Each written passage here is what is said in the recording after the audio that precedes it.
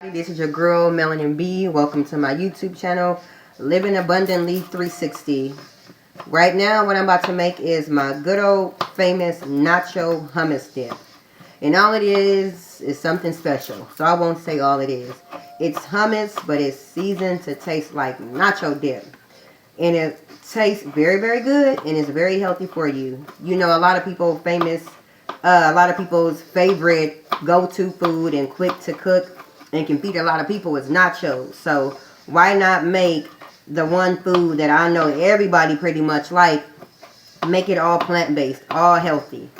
The only thing that will be somewhat guilty is the tortillas, and it depends on what kind of tortillas you use. They got good healthy tortillas, they got organic tortillas, they got sweet potatoes, which is the best ones to use is the organic sweet potato tortillas.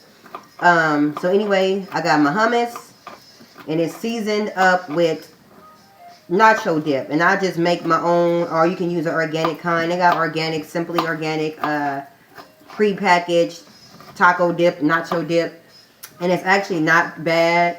But if you want to avoid using anything that's store-bought or pre-packaged, if you want to go the homemade way, you can do that as well. You can make it with a base. It's still going to be something kind of bought, but if you want to go all the way 100 homemade, you can. But mine, this one is not. I actually used a pre-packaged organic nacho seasoning dip. So it's up to your discretion how much packaging stuff you want to use. I try to use as less as I can with anything, and actually that's the only thing out of this meal that's going to be pre-made or pre-packaged. Everything else I did my own. Even my chickpeas, I soak them in water, and then I get all the ones out that's no good, and then rinse them off really good, and then I soak them in some onions and some bell peppers, red peppers, green peppers. I season them up, let them cook till they swell up. Then after they swell up, I add my package of seasoning in with a cup of water, bring them to a boil, and then I let them cook down until they get nice and thick, like regular nacho dip, you know, so they get nice and thick. And then I actually, after that, I take them and I put it in a food processor, and I blend it up, not till it get creamy. You don't want it to be the consistency of like cream or like a sour cream dip.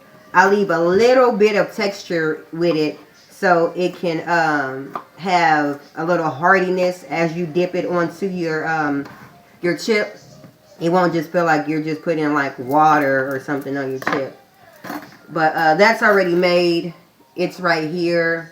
It looks like refried beans kind of, but not really. But right now what I'm doing is cutting up my guacamole. I'm about to make my guacamole dip. Because after I like to load my stuff up with a lot of vegetables, a lot of goodness. So right now this is an avocado, those omega-3 fatty acids. That's good, heart healthy fats. That's good for the body. I also about to cut this up, and then I top it off with the loaded guacamole dip and other vegetables as well. Roma tomatoes, purple onions on top. And normally I will put like spinach, not spinach dip. Normally I will put a romaine lettuce on top, some type of a spring mix. But since I don't have that today, what I will be using is spinach dip to go on top. So right now I'm just making my good old guacamole. And that's just with guacamole, organic avocados, Roma tomatoes, and purple onions. And pink Himalayan sea salt, fresh black pepper, fresh cracked black pepper. I use the store brand, you know, Private Select. I use those. And a key lime at the end, of course. You got to have the key lime on your avocado. Like, how would you have guacamole without avocado? Bro, I mean, without key lime. It doesn't make any sense to me. Never heard of such a thing. So, alright. So, I got my purple onion cut up. I cut up about a half of one. It depends on, like, how much onion you like in it because I actually like to put onions on top as well. Not just in, but on top. So now what I'm going to do is cut up my Roma tomato, which is good for eyes, strong bones, the digestive system, good skin, everything. Like, this is an all plant-based meal. So, and what I will be doing eventually is making my own tortillas from kamut or spelt flour. Everything is going to be handmade by me. I'm not going to be using anything out of anybody's package.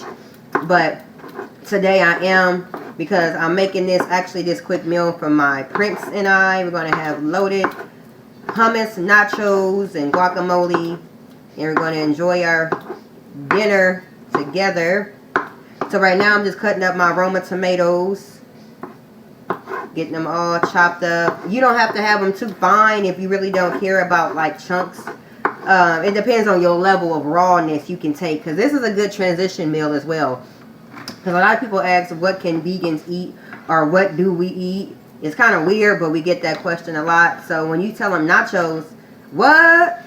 I can still have my nachos? Yeah, you can have actually anything. You just make it in a healthy way. So now I got my purple onions in here. I got my Roma tomatoes in here. And I got my avocados. What I'm going to do is go ahead and get this fresh black pepper cracked off in here. Fresh cracked black pepper. Sometimes I'll be saying it like, it sounds weird. Fresh black cracked pepper. You usually just saying ground black pepper. But I like to put a little bit of a lot. Give it some. You can put some jalapenos in here too and some cayenne if you want that kind of spice. That's not where I'm trying to go. I want like a black pepper type of spice. So now this is the pink Himalayan salt. I'll go ahead and make it rain on it. Make it rain on it. Bloop, bloop. Make it rain on it. I got my lime right here, my key lime.